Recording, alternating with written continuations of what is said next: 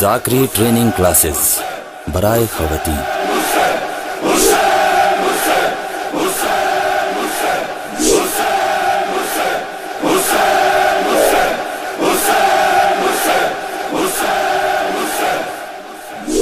औज़ु बिल्लाहि मिनश्शैतानिर्रजीम बिस्मिल्लाहिर्रहमानिर्रहीम अल्हम्दुलिल्लाहि रब्बिल आलमीन वस्सलातु वस्सलामु अला सय्यिदिल अंबिया वल मुरसलीन हबीब इलाहिल आलमीन अबुल क़ासिम मुहम्मद सल्लल्लाहु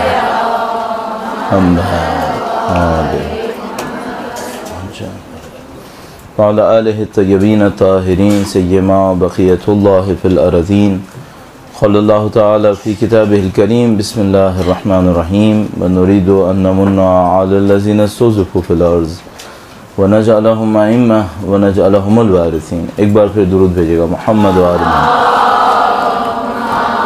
सल्लल्लाहु।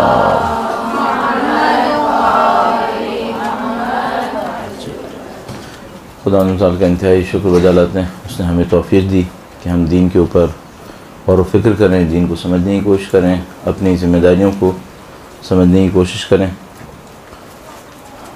खुदा ताला ने दीन के अंदर शऊर को बहुत अहमियत दी है, फ़िक्र और शऊर।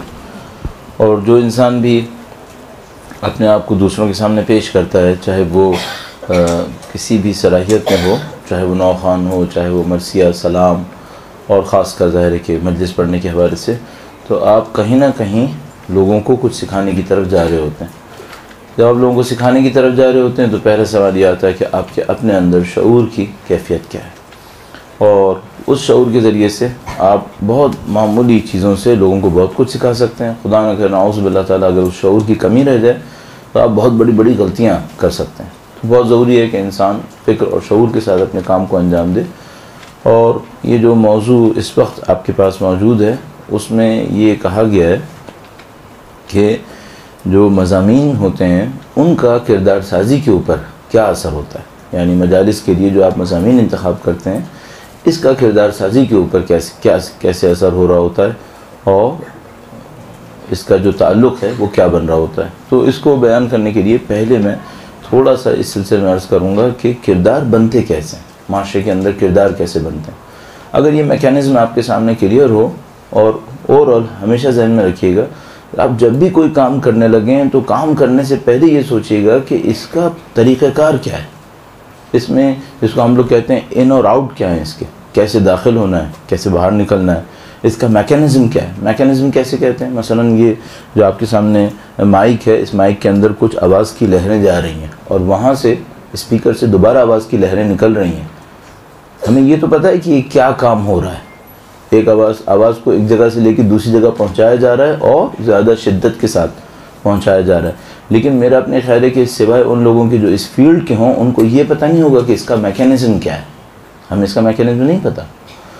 इसी तरीके से आप और मैं माशरे के अंदर कोई काम कर रहे हैं, ज़ाहिर आप मजलिस पढ़ेंगे या आप मिसाल के तौर पर लोगों के सामने होंगे तो आप एक काम कर रहे हैं, क्या आपको इस काम का मैकेनिज़्म पता है, होता कैसे है ये? अच्छा, सादा तो मुझे भी पता है कि इसमें आवाज़ जाती है और वहाँ से आवाज़ निकल आती है और बीच में इलेक्ट्रिसिटी कहीं ना कहीं इन्वॉल्व है, बिजली कहीं ना कहीं इन्वॉल्व है। बिजली नहीं होगी तो नहीं चलेगा ये, लेकिन ज़ाहिर है कि इतना काफ़ी नहीं है।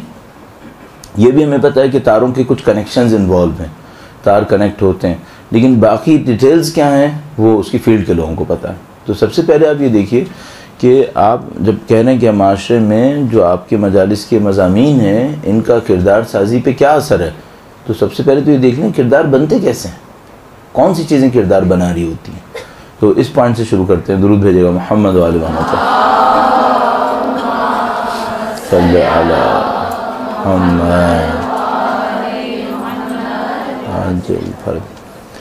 अच्छा, ये एक और मसला होता है, मैं हमेशा इसको अर्ज़ करता हूँ आपकी खिदमत में, वो ये कि जब भी आपको कोई लुग़त, कोई इस्तिलाह, कोई मौजू मिले और किसी संजीदा पार्टी की तरफ से मिला हो, बाद लोग गैर संजीदा होते हैं, कोई भी मौजू दे देते हैं, तो उसका तो इतना मसला नहीं है, वो ख़ुद भी उसके ऊपर बाकी नहीं रहना चाहते, वो आपके ऊपर छोड़ देते हैं। लेकिन बाद लोग संजीदा मौजू दे रहे होते हैं, उनकी ख्वाहिश होती है कि आप उस मौजू के ऊपर काम करें। तो उसका तरीका ये होता है कि आप उसके अंदर जो एक एक लफ्ज़ इस्तेमाल हुआ है कम से कम पहले अपने लिए समझ जाएं कि इसका मतलब क्या है। अब मिसाल के तौर पर तकरीबन यकीनी बात है कि अगर मैं आप में से किसी से एक से कहूँ कि किरदार किसे कहते हैं, आपको पता है किरदार किसे कहते हैं, लेकिन आप तारीफ़ नहीं कर पाएंगे, आप तारीफ़ नहीं कर पाएंगे। तो मिसाल के तौर पर आपको समझ में आता है कि एक आदमी अच्छे किरदार का है, एक आदमी बुरे किरदार का है, लेकिन अगर मैं आपसे कहूँ कि ख़ुद किरदार किसे कहते हैं, एक जुमले में बयान करें, आपके लिए काफ़ी मुश्किल हो जाएगा। तो हम भी उसकी फ़न्नियात के अंदर नहीं जाएं, टेक्निकलिटीज़ में नहीं जाएं, हम सिर्फ उसको मजमूई तौर पे समझने की कोशिश कर लेते हैं कि भाई एक इंसान का जो किरदार होता है वो क्या होता है। आया किरदार उसके अकायद होते हैं, आया किरदार उसकी आदतें होती हैं, आया किरदार उसके आमाल होते हैं। इन तीनों में फ़र्क है। अकायद इंसान के वो होते हैं जो वो अक़ीदे रख रहा है, एतक़ादात उसके वो सब कुछ होते हैं जो दर हकीकत हक़ाइक़ होते हैं, जो उसने कश्फ किए हुए होते हैं। खुदा है या नहीं है, और मसलन अल्लाह ने नबी को भेजा है या नहीं भेजा है, इमाम है या नहीं है, क़यामत है या नहीं है, वो हक़ाइक़ जो उसने कश्फ कर लिए होते हैं उसको हम उसका अक़ीदा ताबीर कर रहे होते हैं। आया किरदार अक़ीदे का नाम है, तो हम कहते हैं नहीं, किरदार में अक़ीदा एक हिस्सा तो बनता है, लेकिन सिर्फ अक़ीदा किरदार नहीं होता। तो मसलन एक आदमी का किरदार बहुत अच्छा है, अक़ीदा बुरा है, आमाल अच्छे हैं उसके, अक़ीदा बुरा है, तो आप उसके किरदार के बारे में कुछ क्वेश्चन मार्क्स छोड़ सकते हैं। या मिसाल के तौर पर एक आदमी का अक़ीदा तो बहुत अच्छा है, अमल में ज़ाहिर नहीं हो रहा, तो आप उसके किरदार के बारे में दोबारा कुछ क्वेश्चन मार्क्स छोड़ सकते हैं कि भाई ये कुछ है यहाँ पर। तो किरदार में अक़ीदा एक हिस्सा है, लेकिन अक़ीदे में महसूर नहीं है। अच्छा, दूसरी चीज़ थी आदतें, इंसान की आदतें। आदतों और आमाल में क्या फ़र्क है? आमाल कुछ ऐसे भी हो सकते हैं जो कभी कभी हो जाते हैं, लेकिन आदतें वो होती हैं जो रूटीन में हो रही होती हैं बग़ैर इरादे के। आदत वो होता है जो रूटीन के अंदर हो रहा होता है, बग़ैर इरादे के हो रहा होता है, उसको हम आदत ताबीर करते हैं। तो लेकिन बाज़ औक़ात आमाल ऐसे होते हैं जो आदत नहीं होते। मसलन खुदा न करे नऊज़ु बिल्लाह ताला किसी आदमी की नमाज क़ज़ा हो गई, क्या आदत इस पर है कि क़ज़ा करे? नहीं, आदत नहीं है। आदत तो इस पर है कि अंजाम दे, लेकिन इत्तेफ़ाक़न क़ज़ा हो गई, तो इसको उसका अमल कह सकते हैं, उसकी आदत नहीं कह सकते। ठीक है। और तीसरी चीज़ उसके आमाल होते हैं जो कभी कभी भी कर देता है।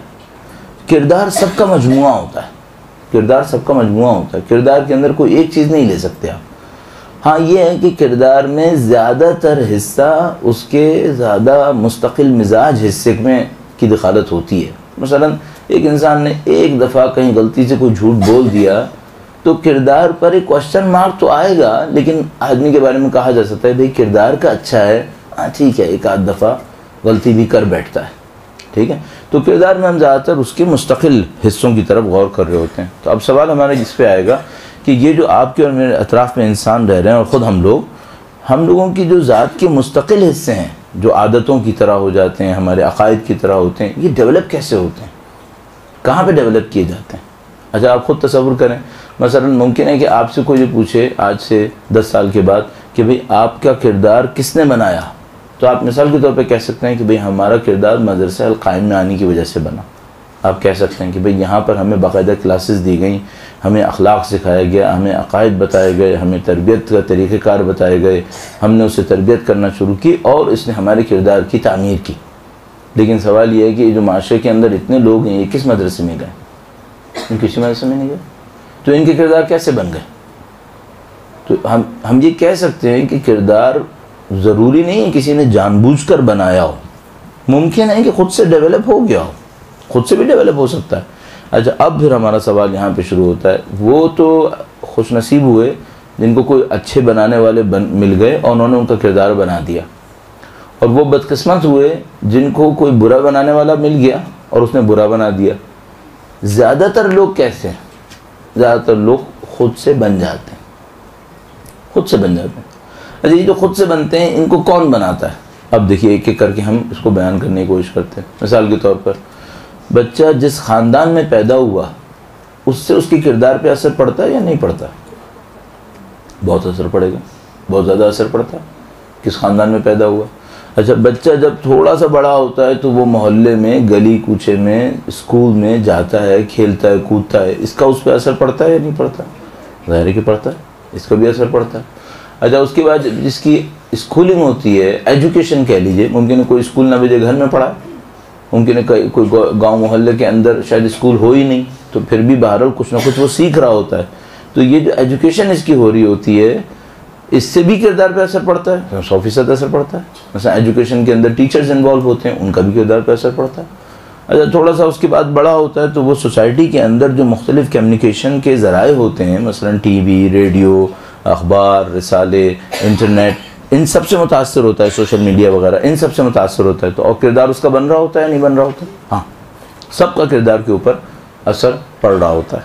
अच्छा अब वो आया प्रोफेशनल लाइफ के अंदर, प्रोफेशनल लाइफ जहाँ पे कमाना है उसने, तो ये जो कमाने का अंदाज़ है इससे किरदार पे असर पड़ेगा। हाँ, बहुत शदीद असर पड़ेगा। और आगे आते हैं, ज़िंदगी में मुख्तलिफ तजर्बे करेगा। इसको कुछ लोग चीट करेंगे, कुछ लोग इसके साथ अच्छी तरह पेश आएंगे, कहीं पर इसको खुद अच्छा काम करने के बावजूद कोई नुकसान उठाना पड़ जाएगा। ये जो ज़िंदगी के तजर्बे हैं इनसे किरदार पे असर पड़ता है। हाँ, इनसे भी असर पड़ता है। अच्छा ये किरदार हमेशा एक रहता है या तब्दील भी हो सकता है? तब्दील भी हो सकता है। अब आप देख रहे हैं किरदार कितनी अजीब चीज़ हो गई है। पहले दिन से शुरू होता है, बल्कि अगर मैं एक लिहाज से कहूँ तो इसकी इब्तदा नामालूम है। हकीकत ये है, इब्तदा नामालूम है। क्यों? आपसे मैं कहूँगा जहन में सोचिएगा अपने आप से, क्या ये मुमकिन है कि बच्चों के किरदार पर उनके दादा की किसी रूहानियत का असर पड़ जाए? मुमकिन है, ठीक है। तो हमें ये पता है कि बच्चे का किरदार कहाँ से शुरू हुआ है? हकीकत ये कि नहीं पता, हमें इसके आगाज़ का नहीं पता। हमें सिर्फ इतना पता है कि हर मरहले का कुछ ना कुछ असर इसके ऊपर होता चला जाता है। इसके खाने पीने का, मसलन हलाल कमाई थी, हराम थी, इसकी तालीम कैसी थी, इसको टीचर कैसे मिले, इसको माहौल कैसा मिला, माशरा कैसा मिला, इसकी ज़िंदगी के तजर्बे कैसे हुए, ये सब चीज़ें मिलकर इसका किरदार बना रही होती हैं। और किरदार में अहम चीज़ें क्या थीं? जो मुस्तकिल हिस्से होते हैं, मसलन उसके अकायद और उसकी आदतें वगैरह, वो सब चीज़ें ज़्यादा अहम थीं। तो इस तरह से किसी का किरदार बन रहा होता है। अच्छा अब सवाल ये है कि आप जो यहाँ पर बीच में हैं, आप कितने फैक्टर्स में से एक हैं? मिसाल के तौर पर क्या आप मीडिया हैं, आप स्कूल हैं, आप फैमिली हैं, आप पीयर ग्रुप हैं, खेल कूद वाले, साथ वाले, आप तो कुछ भी नहीं है। तो फिर आपकी बात का असर पड़ेगा कैसे? और आपकी बात का असर क्यों पड़ेगा? भाई देखिए, आपने जिन लोगों के ऊपर काम करना है, क्या आपने उनकी स्कूलिंग की है? नहीं। क्या आपने मिसाल के तौर पर उनकी माहौल, उनकी फैमिली का हिस्सा है? नहीं, वो भी नहीं है। तो आपका असर क्यों पड़ रहा है? फिर आप इस किरदार को तब्दील कर कैसे पाएंगे?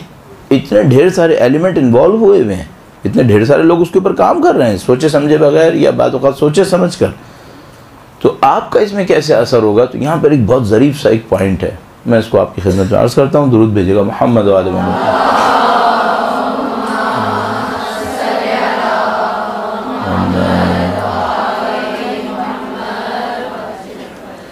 वैसे तो हर चीज़ किरदार पे असर डालती रहती है। मिसाल के तौर पर आप यहाँ से निकले और आप मुमकिन है कि फ़र्ज़ कर लेते हैं मसलन आप ब्रिक रोड से आए, आप यहाँ से निकले, आप ब्रिक रोड तक गए, तो साइन बोर्ड्स आपको मिलेंगे या नहीं मिलेंगे?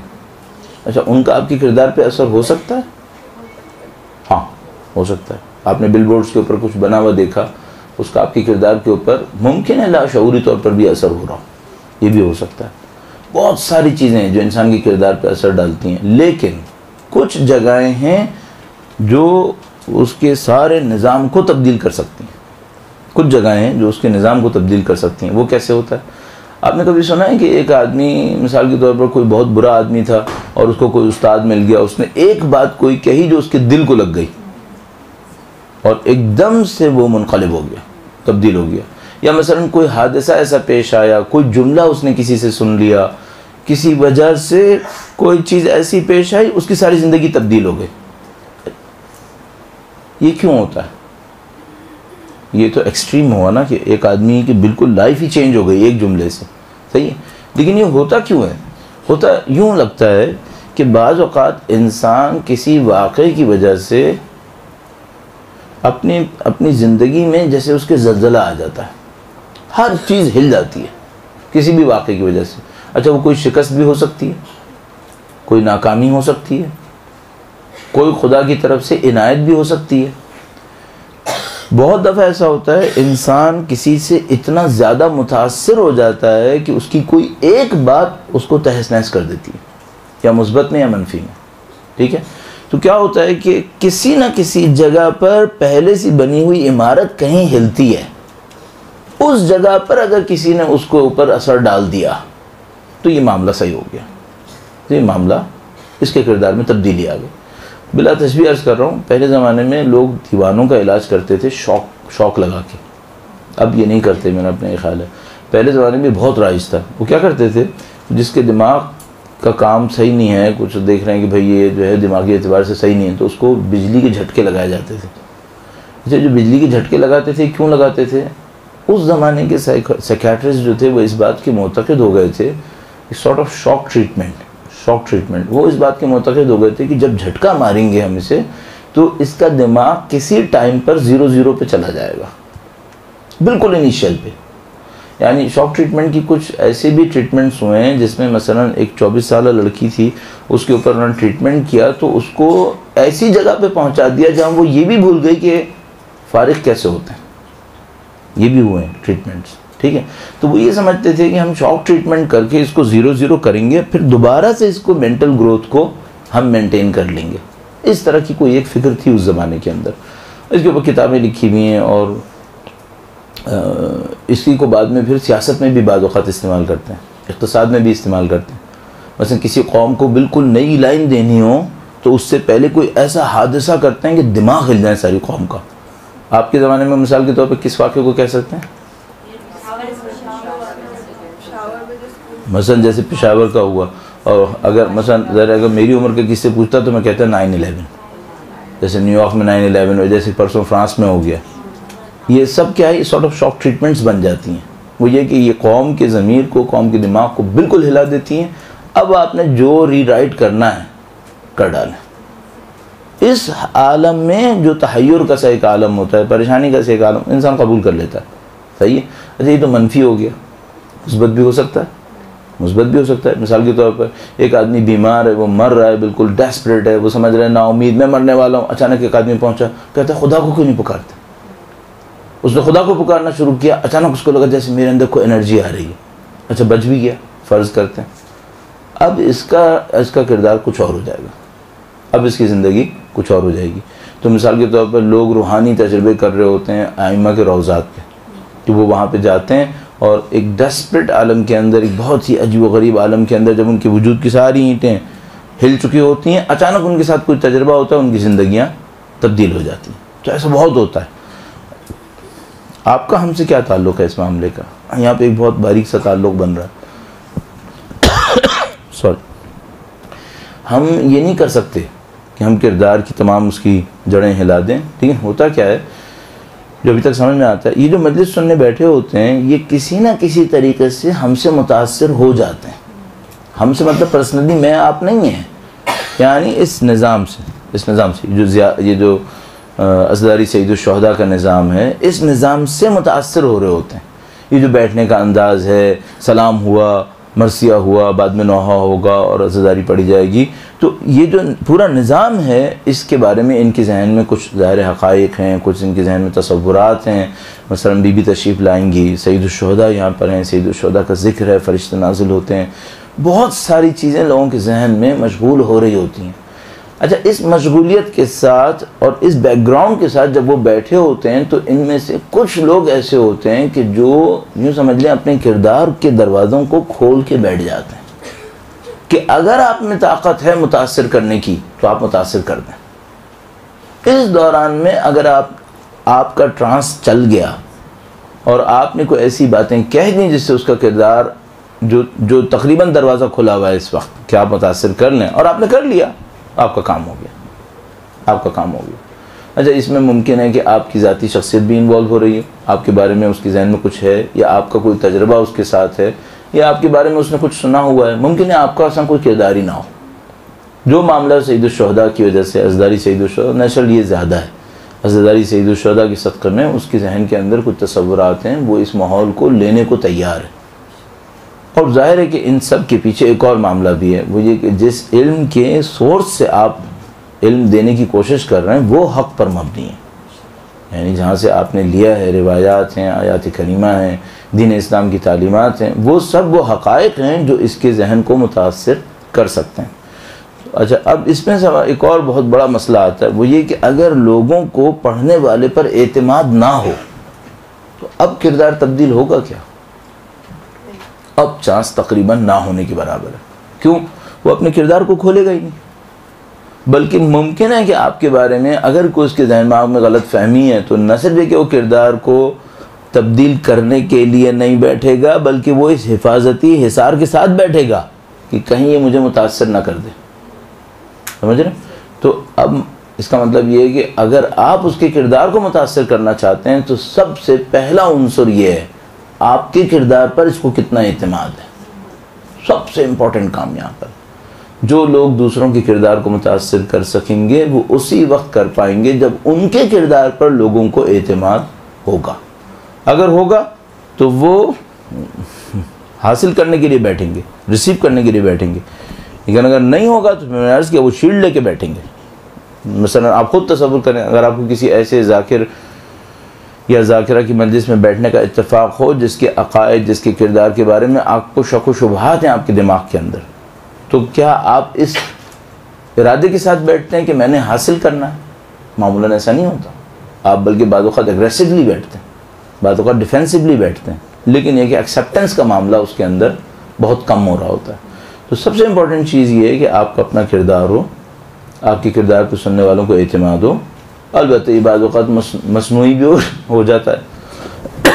बहुत माज़ूर।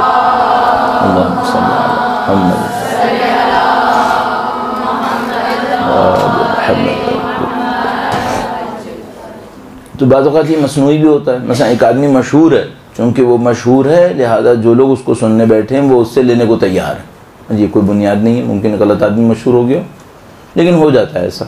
तो ये सारा इस तरह का एक मैकेनिज़्म होता है जिसके अंदर आप चल रहे होते हैं। अच्छा, अब यहाँ पर हम आते हैं मौज़ूआत। वो जो आप मौज़ूआत इंतखाब करते हैं वो कैसे तब्दील करते हैं इंसानों को। दुरूद भेजेगा मोहम्मद वाले मोहम्मद।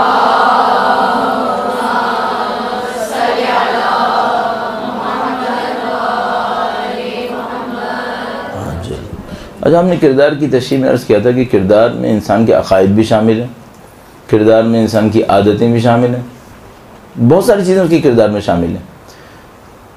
आपको देखना पड़ेगा कि जो कुछ आप बोल रहे हैं वो उसकी ज़िंदगी के किस पहलू को मुतासर करने के लिए। मसलन फ़र्ज़ कर लेते हैं कि आपने जनाब एक मजलिस बयान फरमाई है जिसका उन्वान नमाज की अहमियत है। नमाज की अहमियत है। तो ये आप नमाज की अहमियत से दूसरे को क्या कन्वे करना चाह रहे हैं कि वो नमाज को किस तरह से पढ़े, नमाज को अहमियत दे या ना दे। अच्छा, जब वो नमाज पढ़ लेगा, आपके कंटेंट्स में कोई ऐसी चीज़ है कि उससे उसका किरदार कैसे तब्दील होगा। बस हम फ़र्ज़ करें उसने 5 वक्त की नमाज़ें पाबंदी के साथ पढ़ना शुरू कर दी हैं। आपने क्या कंटेंट्स में ऐसी कुछ चीज़ें दी हैं कि जिससे उसका किरदार मुतासर हो सके। मैं ये सीन मेरे लिए बड़ा तकलीफ़देह होता है, मैं आपको अर्ज़ करता हूँ अभी। शुक्रिया।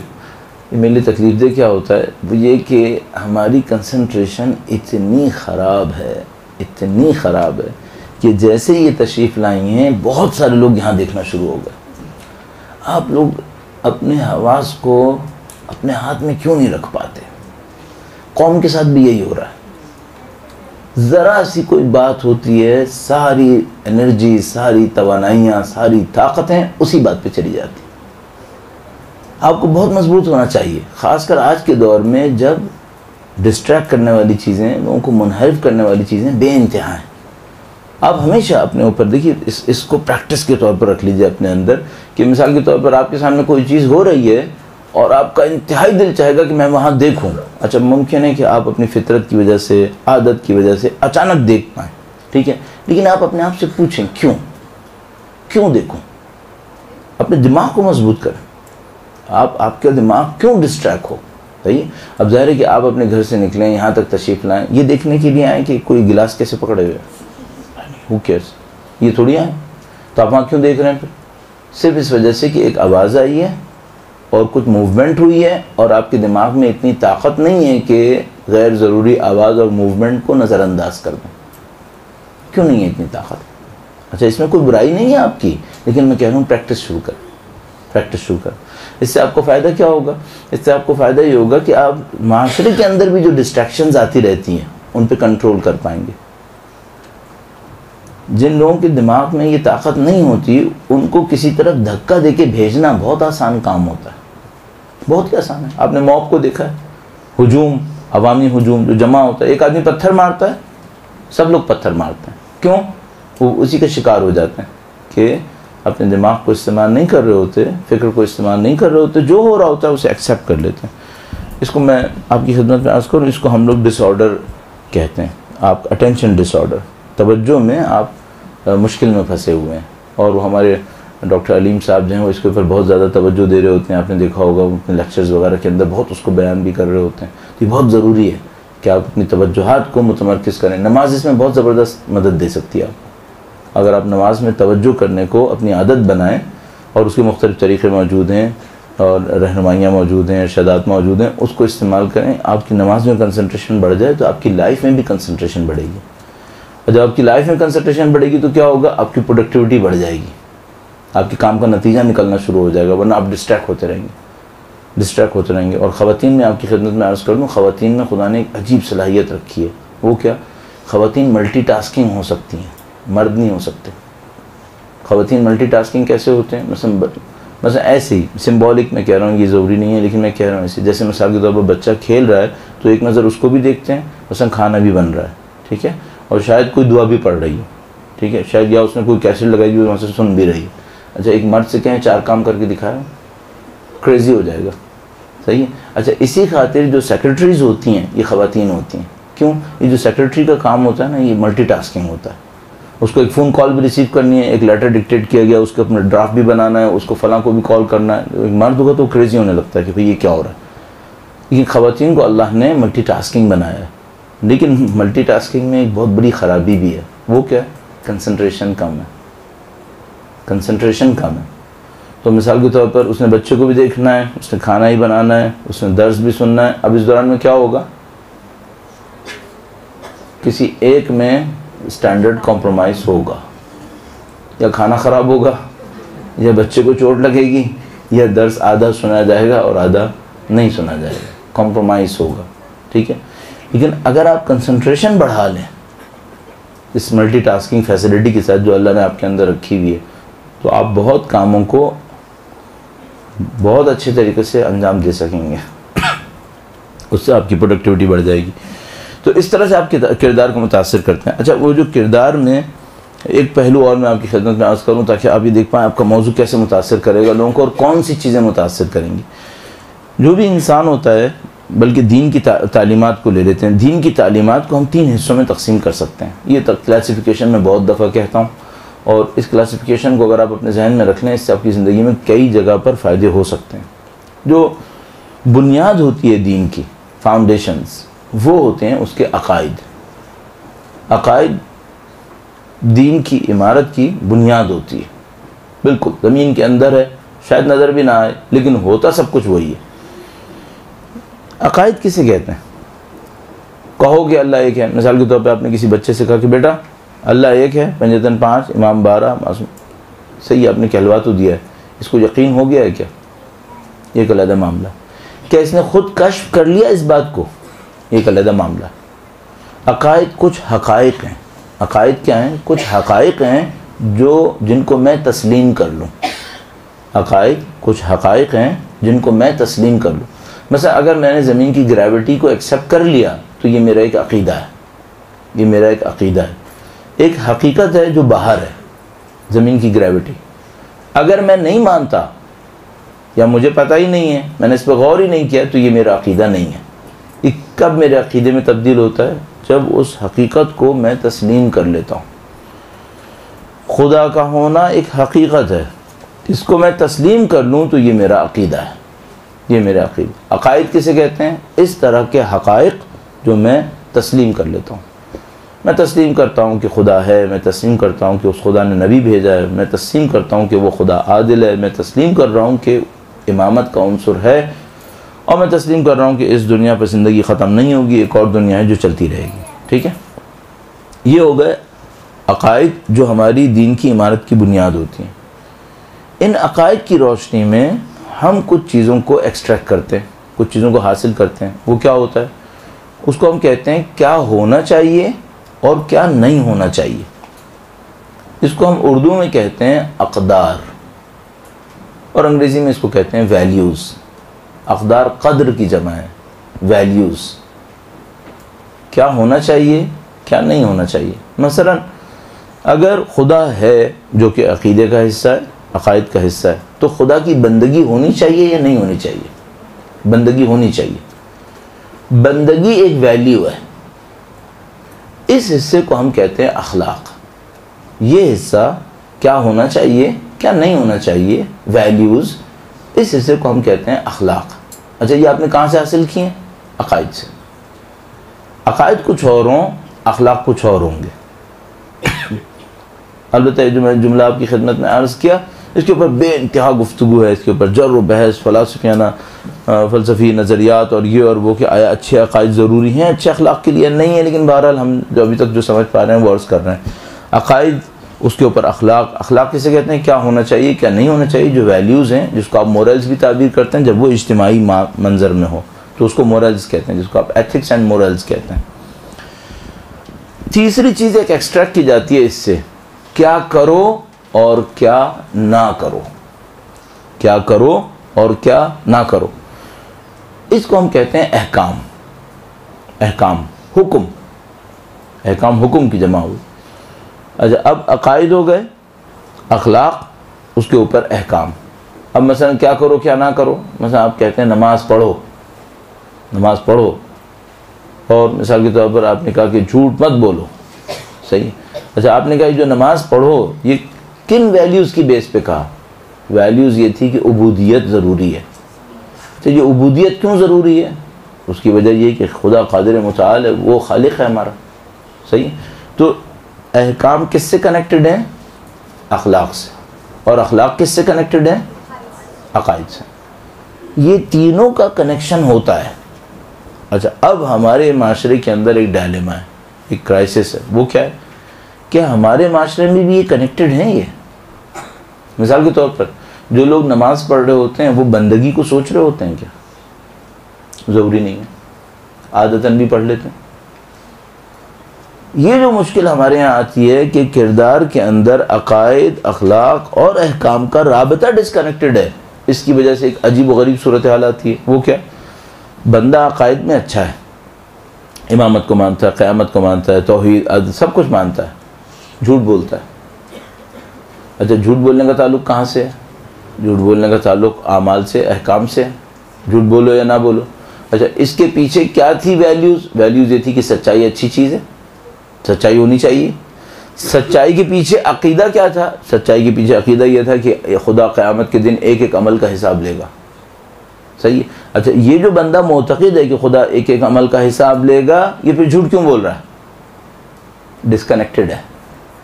इसके आमाल में, अखलाक में और अक़ाइद में राब्ता टूट गया है।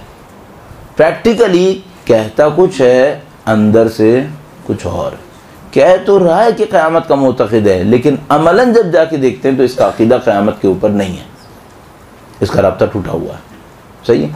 अच्छा, अब आपने मज़मून इंतख़ाब किया है, आपसे मैं पूछूंगा, आपका मज़मून किस हिस्से को मुतासिर करना चाह रहा है? आप जो भी मज़मून इंतख़ाब कर रहे हैं उससे आप लोगों के किरदार पर किस जगह के ऊपर तब्दीली लाना चाह रहे हैं, सही। अच्छा, अब ये इस मामले को देखिएगा, आपकी होशियारी ये होगी कि आप अमीक़ तरीन जगह के ऊपर जाकर अपने असर को पहुंचा रहे हो। मसलन जिस दिन आप लोगों से ये कहें कि भाई नमाज़ पढ़ो, ये तो आप कह दें। अब नमाज अहकाम का हिस्सा है, अखलाक का है या अक़ाइद का है? नमाज पढ़ो, अहकाम, सही। अब आपकी होशियारी ये है कि जब आप अहकाम भी दें तो उसके पीछे जब सपोर्टिंग अखलाकी निज़ाम है वो भी आपने बताया हुआ, और उसके पीछे जो अखलाकी निज़ाम, अक़ीदती निज़ाम है वो भी आपने कहीं ना कहीं दे दिया। क्यों? वरना क्या होगा? वरना ये खोखली नमाज पढ़ेगा, इसकी नमाज में असर नहीं होगा। इस तरह से आपका मज़मून का इंतखाब जो होगा वो इनके किरदार को मुतासिर करता रहेगा। अच्छा, अब मुमकिन है कि अब आप कहें कि भाई ये तो नहीं हो सकता कि हर 40 मिनट के अंदर ये सब कुछ बयान किया जाए। नहीं, ज़रूरी नहीं है, लेकिन कुछ ना कुछ रिश्ता, कुछ ना कुछ ताल्लुक़ जोड़ना आपकी महारत है। मिसाल के तौर पर फ़र्ज़ कर लें भाई, आपने कहा कि मैंने तो ये सोचा है कि मैं आयतुल्लाह बहजत की ज़िंदगी पर बात करूँ। फ़र्ज़ कर लेते हैं आपने ये सोचा कि भाई एक मजलिस पढ़ें जिसमें आयतुल्लाह बहजत मरहूम के सिलसिले में बात की जाए। ठीक है, आप उनके सिलसिले में बात करें, तो जब आप उनके बारे में बात करें तो आप उनकी कुछ शख्सियत की चीज़ें बताएंगे, तो क्या ये लोग बहजत बनने वाले हैं? नहीं, आगा बहजत तो नहीं बनने वाले, फ़िलहाल तो नहीं बन रहे। ठीक है, तो ये आपने क्यों किया? एक और मामला है, बहुत इम्पोर्टेंट इशू, लोगों के जो आइडियल्स होते हैं वो उनके किरदार को खुद ब खुद मुतासर करते रहते हैं। आइडियल्स, राइट आइडियल्स, सही आइडियल्स लोगों के किरदार को कुछ ना कुछ अपने तरीके से तब्दील करते रहते हैं, या लोग उनसे मुतासर होते रहते हैं। अब ज़रा तसव्वुर करें कितना ख़तरनाक काम है जब मेरे और आपके बच्चे के कमरे के अंदर फुटबॉलर्स की तस्वीरें आइडियल के तौर पे लगी हुई हैं। अच्छा, आप बच्चे से पूछेंगे बेटा ये क्यों लगाई? कहेगा ये फुटबॉल अच्छा खेलता है, ये फ़लाँ है, ये इस क्लब में खेलता है, ये इतना पैसा कमाता है, ये होता है, वो होता है, वो सारी डिटेल्स आपको दे देगा। तो आप उससे कहेंगे बेटा ये आपका आइडियल है? कहेगा नहीं, आइडियल नहीं है, ऐसी लगाई है। वाक़ई ऐसा होगा? नहीं। इसका हेयर स्टाइल इसको मुतासर करेगा, इसकी लाइफ इसको मुतासर करेगी, इसने किससे दोस्ती की, किससे झगड़ा किया, क्या बयान दिया, ये सब इसको मुतासर कर रहा होगा।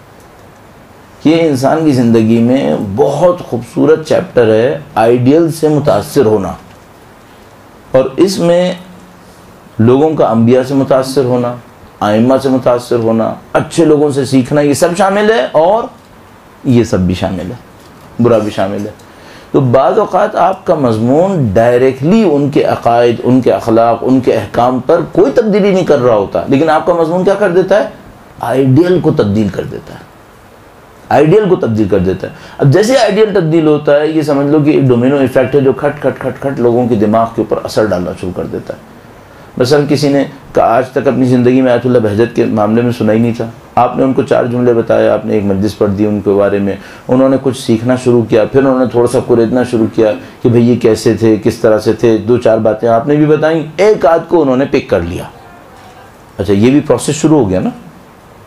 अच्छा, बाज़ औक़ात क्या होता है कि आपने आयतुल्लाह बहजत पे तवज्जो दिलाई, अब देखिए कि आप लोगों का और हमारा काम बाज़ औक़ात ऐसी जगह पे ले जाता है, दिमाग भी नहीं सोच सकता, दिमाग नहीं सोच पाता हमने कहाँ भेज दिया इन लोगों को, कभी सही और कभी गलत के ऊपर। बाज़ औक़ात ऐसा होता है, आप 40 मिनट जो बता रहे होते हैं आपको भी पता नहीं होता सामने वाला पिक कौन सा हिस्सा करेगा। अभी तो एक और मुसीबत है हमारे साथ, आपने 40 मिनट पढ़ लिया, लोग सारा यही देखते रहे कि आपकी अब्बा का ये दामन ये मुड़ा हुआ था यहाँ। अब 40 मिनट बात की, अच्छा आपने 40 मिनट बात की, बीच में आपने कोई वाक़या सुनाया जो थोड़ा सा बेतुका था, सब ख़त्म हो गया, वो बेतुका वाक़या उसके दिमाग में रह गया। आपको बहुत होशियार होना होता है कि भाई मैंने इतनी बातें सुनाई हैं, इसमें से सामने वाला पिक कौन सी चीज़ करेगा। तो मिसाल के तौर पर इंसान की याददाश्त के बारे में, इंसान की इस तरह पिक करने के बारे में कहते हैं कि जैसे बच्चा साहिल समंदर के ऊपर सीपियाँ ढूंढ रहा होता है ना, उसके हाथ में कोई फिट्टा होता है, स्केल होता है कि मैं इतने इंच की ढूंढूंगा, नहीं। क्या उसने तय किया हुआ होता है कौन से कलर की ढूंढेगा? नहीं, ये भी नहीं होता। क्यों ढूंढ रहा होता है, क्या कर रहा होता है? बस जो भी पसंद आ गई उठा लेगा। अच्छा, कैलकुलेशन भी करता है कि मुझे कौन सी पसंद आनी चाहिए, ये भी नहीं करता। बस वो ही कह रहा होता है मैं चल रहा हूँ और इस चलने के दौरान जो भी मुझे पसंद आई मैं उठा लूँगा। अच्छा, बाद में उस उठाने के बाद करेगा क्या? मुमकिन कुछ भी नहीं करेगा, घर जाके फेंक देगा। लेकिन उस वक्त उठाने में उसका कोई स्टैंडर्ड नहीं होता।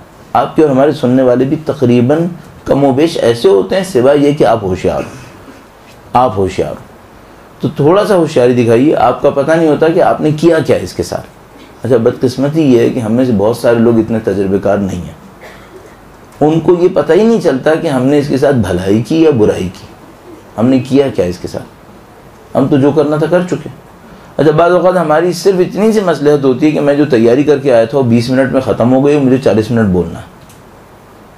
अब मैंने 20 मिनट इसके साथ पूरे ऑडियंस के साथ खेलना शुरू कर दिया, और इस खेलने में मैंने उसके दिमाग पे क्या असर डाल दिया, उसे कहाँ धक्का दे दिया, अल्लाह जानता है। अब बहुत होशियार हूँ। फिर मैंने अर्ज़ किया, मसलन आपने आयतुल्लाह बहजत के बारे में उसको बताया, फ़र्ज़ करें उसको कोई बहुत ज़्यादा इस्पाक नहीं हुआ आयतुल्लाह बहजत के बारे में, लेकिन चलिए उसके ज़हन में एक काम आ गया मुझे कि भाई उलमा भी कुछ हैं। अब मुमकिन है वो किसी और आलिम को पिक कर ले। उसके दिमाग में इतना आ गया कि भाई ये जो इरफान है ना, ये भी कोई चीज़ है बिलाखिर, लोग अल्लाह के नज़दीक जाते हैं, अल्लाह की तरफ से कोई लिंक होता है उनके साथ, मुमकिन है इसके ऊपर कोई काम कर ले।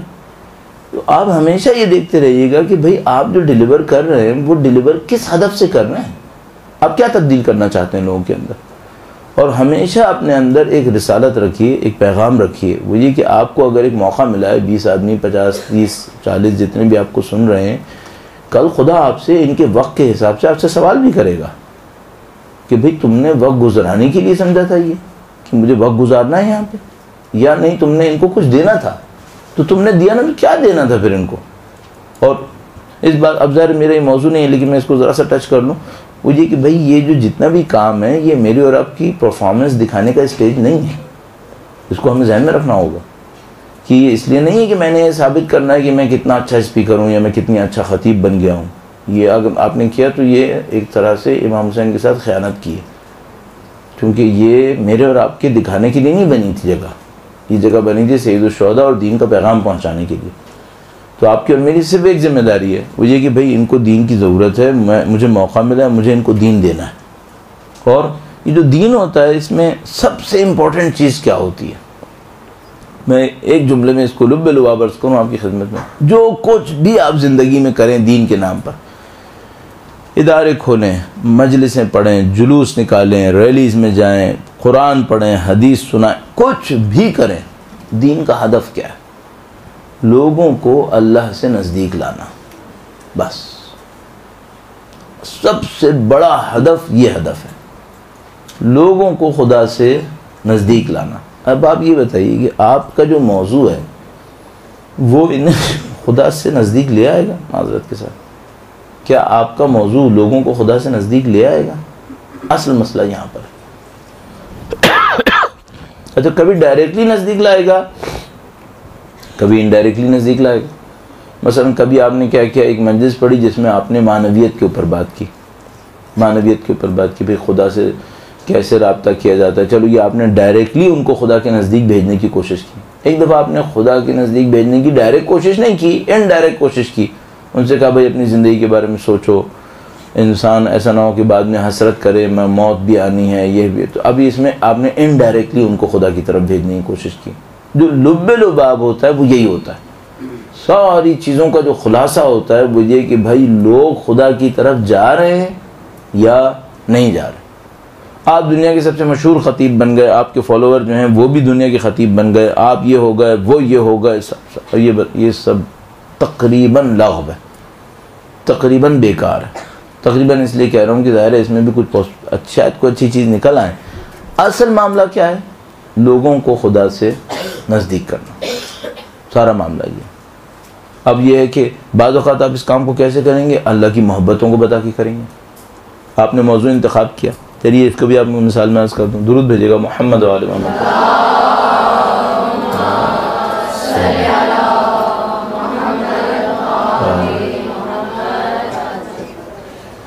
बाज़ औक़ात अनजाने में हमारा काम काउंटर प्रोडक्टिव हो जाता है, यानी ज़िद प्रोड्यूस कर देता है, उल्टा काम कर देता है। वो कैसे? मैंने उनको डराया कि भाई जहन्नम है, आक़िबत है, अज़ाब सहना पड़ता है, ये होता है, वो होता है, खूब डराया उनको बुरे अमाल से। इतना डराया 20-25 मिनट के बाद वो थक गए। उन्होंने कहा भाई बस हो गया, इतना डरा दिया। और उसके बाद उन्होंने वो इस नतीजे पर पहुंचे कि भाई ये जो है ना, इसको पता नहीं क्या बोल रहे, ठीक है बोल रहे तुम। अच्छा, आपने क्या चाहा था? वो खुदा के नज़दीक लेके जाए। आपने क्या किया? आपने अपने आप से उनको दूर कर दिया, आपकी बातें सुनने को तैयार नहीं। तो आप एक बैलेंस रखें भाई, मौजू आप इंतखाब कर रहे हैं, मौजू को इस तरह से इंतखाब करें कि एक ज़रा बैलेंस के साथ आप चल रहे हो, ठीक है। अच्छा, अब आपने डराना शुरू किया, इतना डरा के मार दिया, वो लोग नाउम्मीद हो गए, इसका भी क्या फ़ायदा हुआ? सही है। अच्छा, अब आपने खुश करना शुरू किया, हुब्बे अहले बैत के नतीजे में जन्नत है, बिल्कुल सही जन्नत है, जो एक आंसू बहाए उसके ऊपर जन्नत बाजी, वो भी सही, बिल्कुल सही है।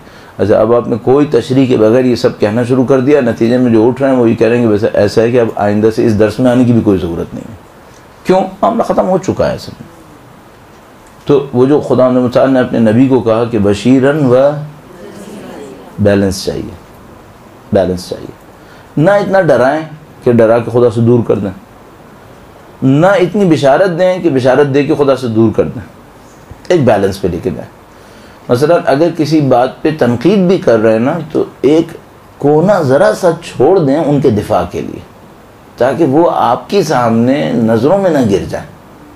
इसका देखिए अब तरीक़ेकार क्या होता है, वही कि आपने भाई एक आदमी को गुस्सा दिखाना शुरू किया, बहुत होता है भाई, गुस्सा दिखाना शुरू किया। फ़र्ज़ करें कि आदमी है, ऑफिसर है, कहीं पर उसकी कुछ मुलाजिम है, उसने उसको गुस्सा दिखाना शुरू किया। गुस्सा दिखाते दिखाते वो इतना चढ़ गया कि अब सामने वाले के पास ये मौका है ही नहीं कि उसकी कोई इज़्ज़त बची हो। अब वो क्या करेगा? अब वो कहेगा अच्छा ऐसा है कि जॉब तो जानी है ना, तो अब मैं ज़रा सा मैं भी अपनी भड़ास निकाल के जाऊँ फिर। सही। तो हम कहते हैं किसी भी इंसान को दीवार पे मत लगाओ। देखते हैं बातों का धक्का देते देते दीवार पे चले गए। अच्छा अब दीवार पे गए तो अब पीछे तो धक्का देने की जगह नहीं रही है, तो अब वो क्या करेगा? अब आपको मुक्का मारेगा। आप किसी को दीवार पे लगाएंगे ना तो आपको मुक्का मारेगा। आपने तनकीद करना शुरू की, लोगों पे अखलाकी वाज नसीहत की, इतना वाज नसीहत की कि उनको जहन्नम के दाने तक पहुंचा दिया। अब रिएक्शन देगा। हमेशा बैलेंस के साथ चलें। आपका मौजू, आपका मजमून ऐसा हो कि लोगों को उम्मीद भी दिलाए और खुदा के नज़दीक भी लेकर आए। ऐसा ना हो कि वो बिशारत में इतने आगे चले जाएं कि मुसीबत हो जाए, ना ये हो कि वो डर और खौफ में इतने आगे चले जाएं कि वो खुदा से दूर हो जाए। मैंने आपकी खिदमत में अर्ज़ किया, असल हदफ खुदा से नज़दीक लाना। तो हमने तनकीद करनी है, लेकिन तनकीद ऐसी नहीं करनी कि सामने वालों को नज़रों में गिरा देना है कि तुम लोग तो कुछ हो ही नहीं। न लोगों की तारीफ़ व तमजीद ऐसी करनी है कि उनको साथ में आसमान पर चढ़ा देना, ये भी नहीं करना है। तो एक बैलेंस आपको हमेशा चाहिए होता है। और मैंने आपकी खिदमत में कई बातें इस सिलसिले में अर्ज़ की कि आपका मौजू कैसे इनको मुतासर करता है। एक दो अनाबीन और अर्ज़ करूँगा, दुरूद भेजिएगा मोहम्मद वाले मोहम्मद।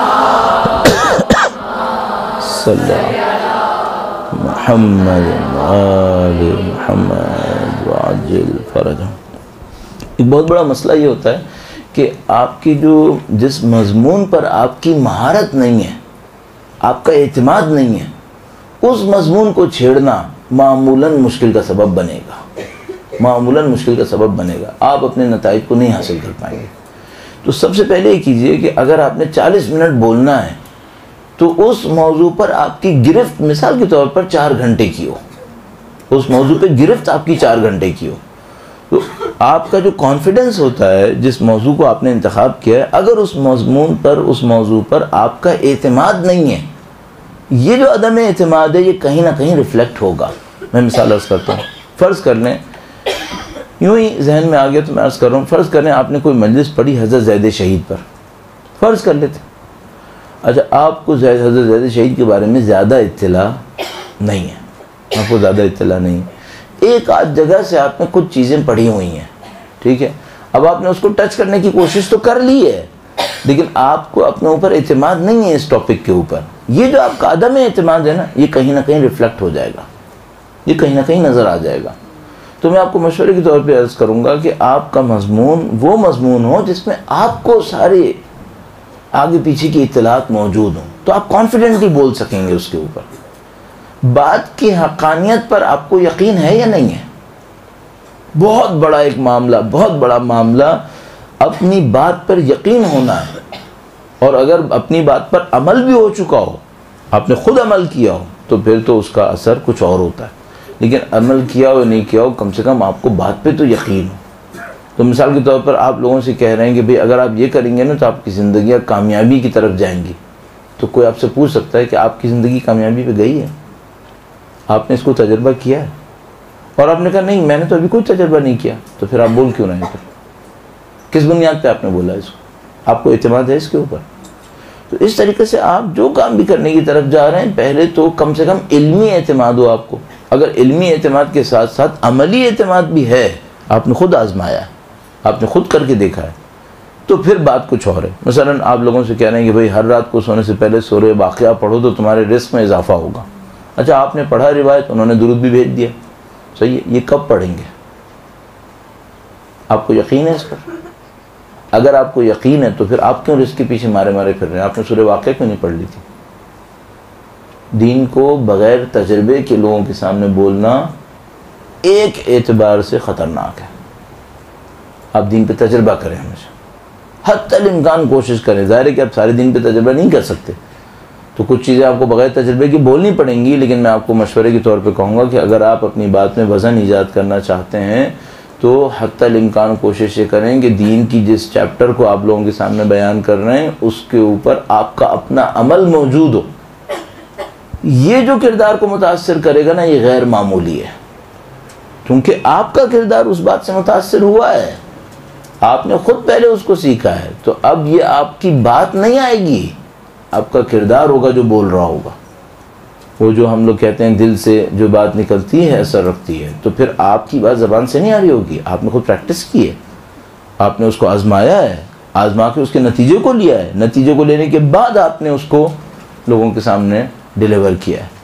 तो इसमें किरदार साजी का अमल बहुत तेज़ है, फिर लोग इससे मुतासर होंगे। और चलिए मौजू की बात थी, लेकिन मैं मौजू से हटकर भी एक सिलसिले में अर्ज़ कर दूँ। हदफ क्या तय हुआ था? अल्लाह से नज़दीक आना। आप खुदा से नज़दीक थे? जब आपके पास खुद कुछ नहीं है तो आप देंगे कैसे? सबसे पहले तो आप अपने आप से सवाल करें कि भाई मैं खुदा के कुर्ब के लिए, खुदा के से नज़दीक जाने के लिए मैंने क्या किया है? यानी मेरा ताल्लुक़ खुदा से अच्छा है? मेरा ताल्लुक़ खुदा से कैसा है?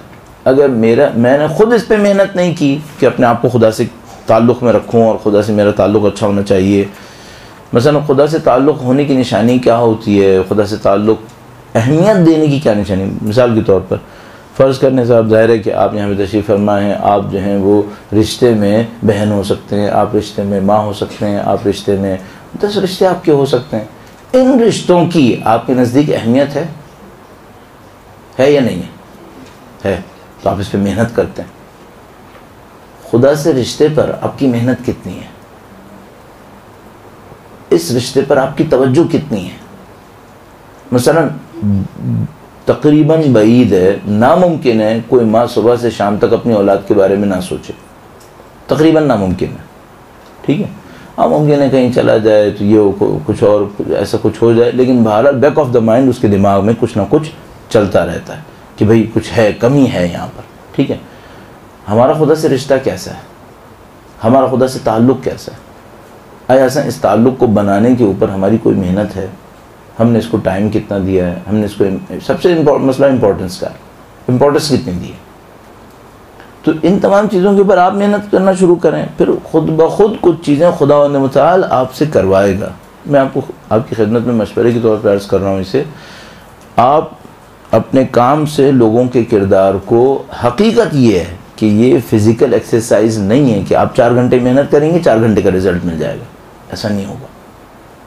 ऐसा एक आदमी जाता है जिम के अंदर 4 घंटे मेहनत करेगा, 4 घंटे बॉडी का रिज़ल्ट ले लेगा अगर सही तरीके से करे, ये ऐसा नहीं है। यहाँ पे फ़िज़िकल वक्त के अलावा बहुत सारी चीज़ें हैं जो इन्वॉल्व हो रही हैं, जिनका ताल्लुक़ आपकी रूह से है, आपकी रूहानियात से है। आपको लोगों के किरदार को मुतासर करना है, आपको बहरहाल मेहनत करनी है। और फिर अगर मशवरे की बात हो रही तो मैं आपसे एक बात अर्ज़ करूँगा, कितने साल आपने मजलिसें पढ़नी है?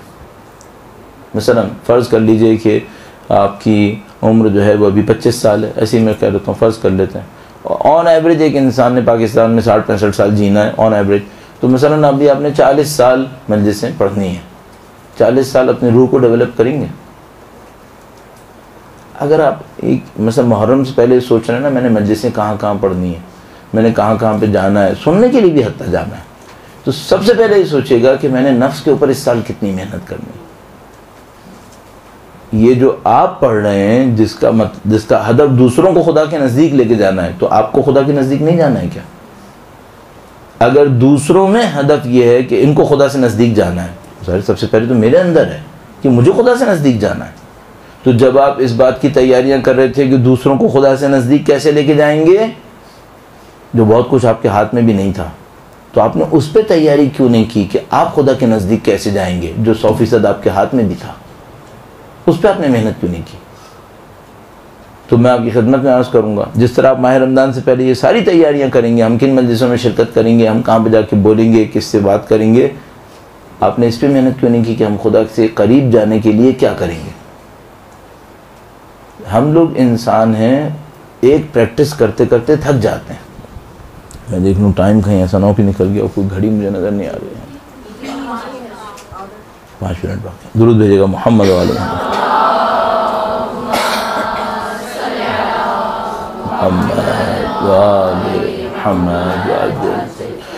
तो बहरहाल उसमें यह था कि आप ज़ाहिर है कि आपको, मैं ये अर्ज़ कर रहा था कि हम लोग इंसान हैं, इंसान होने के नाते हम लोग एक अमल से थक जाते हैं। मतलब मैंने हर रोज़ नमाज़ पढ़नी है, हर रोज़ मतलब तिलावत कुरान करीम करना है। जैसे ही आप अपने नफ्स के अंदर देखें ना, थकावट सी हो रही है, रिपीट हो रहा है, और रिपीट होने की वजह से आपका चार्म ख़त्म हो रहा है मानवियत के अंदर, रूहानियत के अंदर, थोड़ा सा तब्दील कर लें।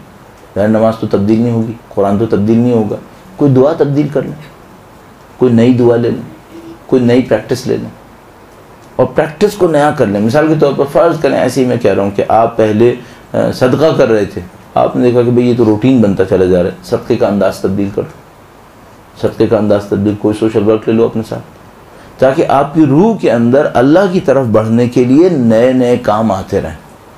उससे आपके रूह को एक ताजगी सी मिलती है। मसलन फ़र्ज़ कर लें कि आपने कुछ सुना है कुछ दुआओं के बारे में जो आपको लगता है कि अच्छी हैं, जो अब तक आपने नहीं पढ़ी हैं, चलो उनमें से एक दुआ ले लो, उसे पढ़ना शुरू कर दो, ताकि एक नया तजर्बा हो जाए।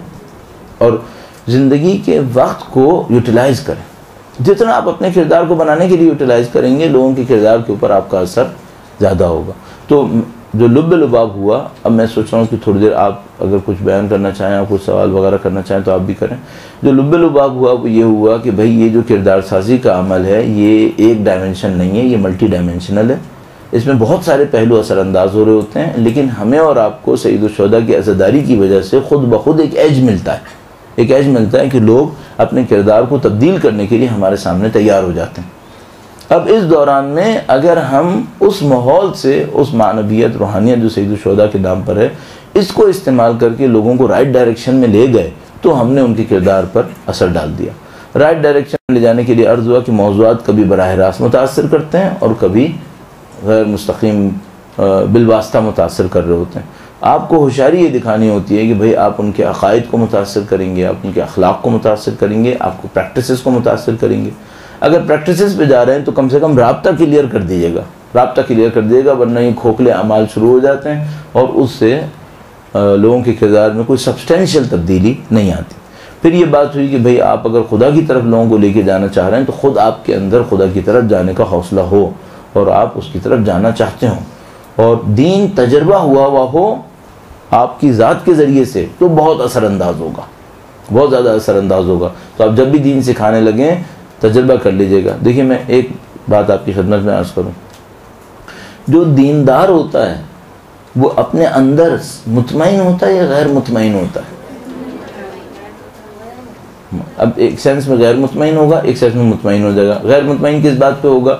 इस बात पे मुतमईन नहीं होगा कि मेरा काम हल हो गया, खौफ और रजा के आलम में बीच बीच में रहेगा। लेकिन बहरहाल जो असली दीनदार होगा वो एक सेंस में मुतमईन होगा।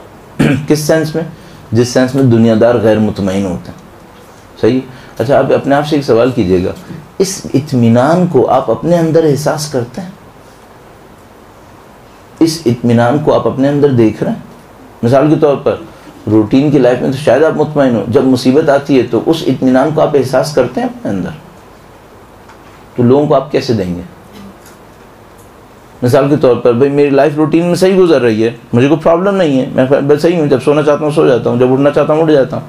अच्छा, अभी एक मुसीबत को डाल देता हूँ मैं, फ़र्ज़ी मुसीबत को, कहीं मेरा पैसा फंस गया, कहीं मुझे कोई बीमारी लग गई, कहीं मेरी फ़लाँ चीज़ कहीं पे मुसीबत में आ गई। अब उस इत्मीनान का क्या हुआ?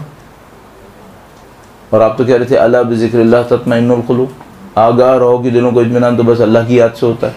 कहाँ है वो इत्मीनान? अच्छा, अब जब आपको ये इत्मीनान नहीं दे पा रहा तो आप कह रहे हैं कि आपके कहने से दूसरों को दे देगा। कैसे देगा? आप खुद इस मरहले से नहीं गुजर रहे, तो आप खुद इस मरहले से गुजरे हैं फिर कि भाई जब आपको मुसीबत आई तो आपको दीन ने इत्मीनान दिया। मिसाल के तौर पर नाउज़ बिल्लाह ताला किसी की जॉब लगी हुई थी, जॉब चली गई, अच्छा ठीक है, अब रज़ाक़ियत पे इत्मीनान है आपको? क्यों घबरा रहे हो फिर? ये हम लोगों की मुसीबतें हैं ना, हमारी कमज़ोरियाँ हैं। तो अब अगर मेरे अंदर ये कमज़ोरी है तो मैं लोगों को वो इत्मीनान दे पाऊँगा क्या? धैर्य कि नहीं? ऐसा नहीं होगा। मैंने आपको कहा ये जो हम काम करेंगे फ़िज़िकल एक्सरसाइजेज नहीं है, 4 घंटे फिजिकल एक्सरसाइज करेंगे 4 घंटे का रिजल्ट मिल जाएगा, नहीं है। बहुत कुछ आपके दिल से कि आपने किस तरीके से दीन के ऊपर मेहनत की, आपने दीन को अपने अंदर कितना बनाया। और एक बात आखिर में जहन में रखिएगा, अगर आपके अंदर 70% दीन है ना, जो बहुत बड़ी बात है, तो आप 71 नहीं दे सकते। और आपके अंदर 30% है तो आप 32% नहीं दे सकते। जितना आपके अंदर है उतना ही दीन दे पाएंगे, बहुत खुशकिस्मत हुए तो, वरना हमेशा कम होगा, हमेशा कम होगा। तो मिसाल के तौर पर अगर खुदा न करे नाउज़ुबिल्लाह ताला मेरे अंदर इत्मीनान नहीं है, मैं लोगों को इत्मीनान नहीं दे सकता। अगर दीन से मुझे कामयाबी का यकीन नहीं हो रहा है, मैं लोगों को दीन पे कामयाबी का यकीन नहीं दिला पाऊँगा। सही है? हाँ, ये मुमकिन है कि खुदा मुझे किसी ऐसी आजमाइश में डाल दे जिसमें मेरे ज़रिए लोगों को दीन मिले और मुझे कुछ ना मिले, नाउज़ुबिल्लाह ताला। मुमकिन है खुदा मुझे ऐसी किसी आजमाइश में डाल दे, ये भी पॉसिबल है। लेकिन ये इंतहाई हसरत की बात है, फिर इंतहाई तकलीफ दे है कि इंसान क़यामत के दिन ये देखे कि जिन्होंने मुझे सुना वो तो जन्नत में जा रहे हैं और मैं ख़ुद मुसीबत में फंसा हुआ हूँ, या मैं सवाल की कटहरे में खड़ा हूँ अभी। तो इंसान को बहुत ज़्यादा होशियार होना चाहिए। और ये जो आपकी होशियारी होगी, ये जो आपका अपने नफ्स के ऊपर मेहनत करना होगा, ये सबसे अच्छा मज़मून बनेगा लोगों की किरदार को तब्दील करने में इंशाअल्लाह ताला। दुरूद भेजेगा मोहम्मद व आले मोहम्मद।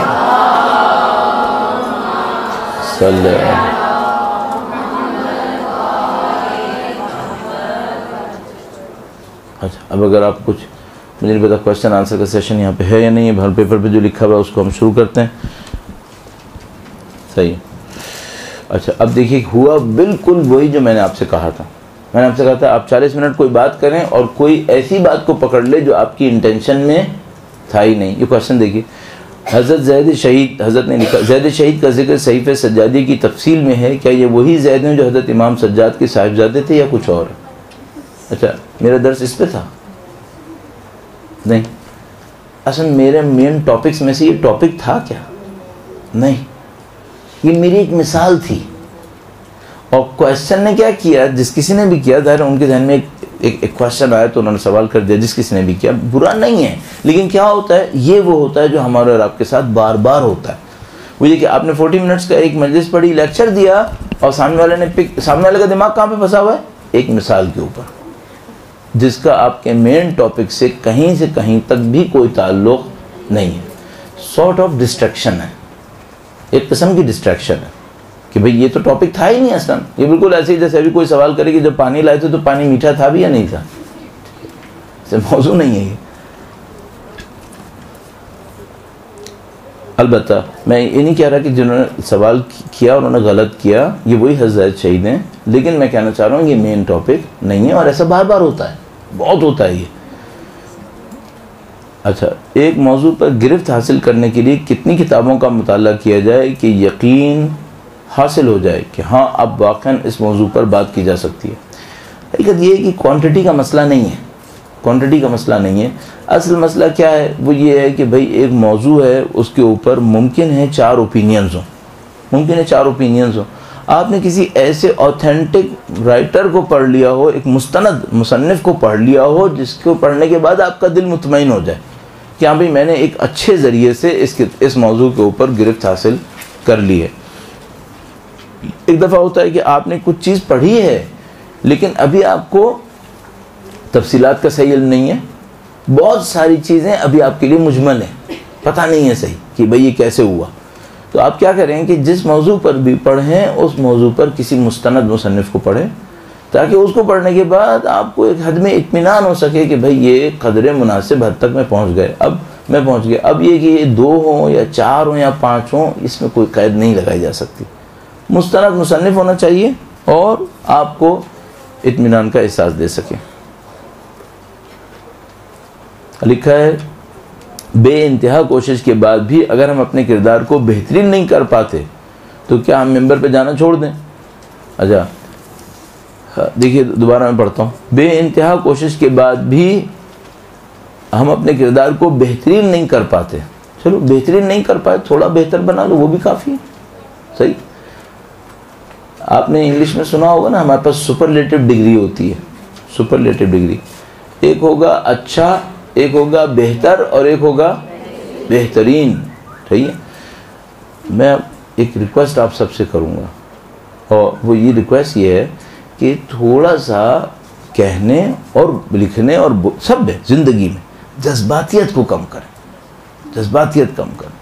पब्लिक जज्बातियत पे बड़ी खुश होती है, बड़े नारे लगाती है, लेकिन जज्बातियत का कौम को बेइंतहा नुकसान होता है। देखिए, मैं आपको सिर्फ मशवरे के तौर पे अर्ज़ कर रहा हूँ, ये जो जुमला है ना, बेइंतहा कोशिश के बावजूद, बेइंतहा कोशिश का मतलब क्या है? ऐसी कोशिश जिसकी कोई इंतहा नहीं है। ऐसा कहाँ हुआ होगा? बेइंतहा कोशिश कहाँ की होगी? सही। अब ये कह सकते हैं काफ़ी कोशिश के बावजूद, काफ़ी कोशिश के बावजूद। ठीक है, यानी थोड़ा सा होशियार हो जाएं, बात करने में थोड़ा सा अपना ख्याल कर लें कि भाई कोई सुनने वाला आपको पकड़े तो मिसाल के तौर पर उसको ये ना लगे कि भाई इसकी बात में वज़न नहीं है। ये आपने जो देखा है, जो बड़े लोग बात करते हैं, ये लोग बहुत बहुत ही एहतियात के साथ बात करते हैं। बात बात में ये कहते हैं हमें यूँ लगता है, हमें यूँ लगता है। अब हमारा जैसा कहता है कायनात में ये है, तो भाई अब इतना बड़ा दावा मत करो, कायनात में ये है। थोड़ा सा हम्बल हो जाओ, कहो मुझे यूँ लगता है, शायद ऐसा हो। ठीक है, तो थोड़ा सा जज्बातियत को कम करें, थोड़ा सा दावा कम हो, आप इम्कानात छोड़ दीजिए कि कुछ और भी हो सकता है। तो आपने बेइंतहा कोशिश नहीं की होगी, लेकिन काफ़ी कोशिश की होगी, काफ़ी कोशिश। सूजन मैं भी ना रखूँ कि मैं सोचूँ कोशिश नहीं की होगी, नहीं, कोशिश की होगी, काफ़ी कोशिश की होगी, लेकिन उसके बावजूद भी हम अपने किरदार को बेहतरीन नहीं कर पाते। चलो बेहतरीन नहीं कर पाओ, थोड़ा सा बेहतरी कर लो, खुदा के सामने इसी का इतराफ़ कर लें कि खुदा हम कोशिश कर रहे हैं लेकिन कामयाब क्यों नहीं हो रहे, हमारी नुसरत फरमाना। ठीक है, अब वो खुदा मुताल जो है वो आजिज़ी को कबूल करता है, आजिज़ी को कबूल करता है। खुदा आजिज़ बंदे को कबूल करता है। तो मिंबर पे जाना ना छोड़ें, कोशिश बढ़ाएं, कोशिश करते रहें। और जैसे अरबी में मुहावरा कहते हैं मन जद्दा वजद, जो कोशिश करता है वो पा लेता है। तो अगर दुनिया के लिए खुदा ने ये उसूल बनाया कि जो कोशिश करता है पा लेता है, वो अपने बारे में ये क्यों नहीं बनाएगा? और फरमाता वल्लज़ीना जाहदू फ़ीना लनहदियन्नहुम सुबुलना, जो हमारी राह में कोशिश करते हैं हम यकीनन यकीनन यकीनन उनकी रहनुमाई करते हैं। तो ये बात शायद दावे के तौर पे मुनासिब नहीं है कि बेइंतहा कोशिश के बावजूद, ये नाउज़ुबिल्लाह ताला खुदा न ताला अपने वादे की खिलाफ वर्जी थोड़ी कर रहा है। हमने शायद कोशिश में कमी की होगी, जिस तरह से हमें कर लेना चाहिए था वो कोशिश हमने नहीं की होगी, इसमें अभी जगह बाकी होगी। लेकिन खुदा से करीब होने के तरीक़े किस किताब से मिल सकते हैं? भाई ये वो थोड़ी है कि दौलत कमाने के 500 नुस्खे, कि भाई खुदा के नज़दीक जाने के 500 नुस्खे हो गए कि उसमें आपको एक किताब मिल जाएगी। नहीं, यही जो एक अखलाक होता है, ये जो इरफानियात होती है, ये सब खुदा के नज़दीक ले जाने की कोशिशें होती हैं। और सबसे ज़्यादा खुदा के नज़दीक जाने की कोशिश ये है, जो मैं आपको एक नुस्खा अर्ज़ कर देता हूँ, अगर आप अमल करना चाहें, वो ये कि आप 1-2 मिनट के लिए एक सजदा करें जिसमें खुदा से बात करें, खुदा से गुफ्तगू करें, अपनी ज़बान में खुदा से गुफ्तगू करें और खुदा मुताल के सामने अपने आप को बयान करें।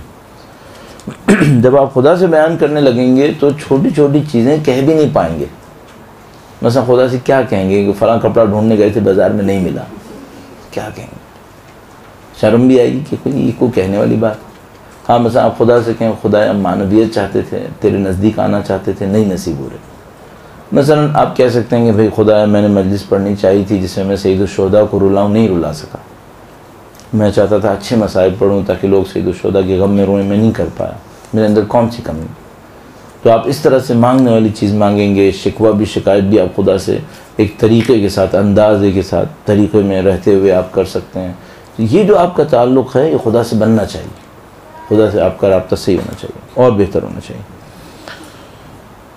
खुदा से करीब होने के जिसके ज़रिए हम ख़ुद को देख सकें कि हम किस लेवल पर पहुँच गए, अल्लाह के नज़दीक भी पहुँच भी रहे हैं या कहीं इससे दूर हैं। तो इसका एक तरीका रिवायत ने बयान किया।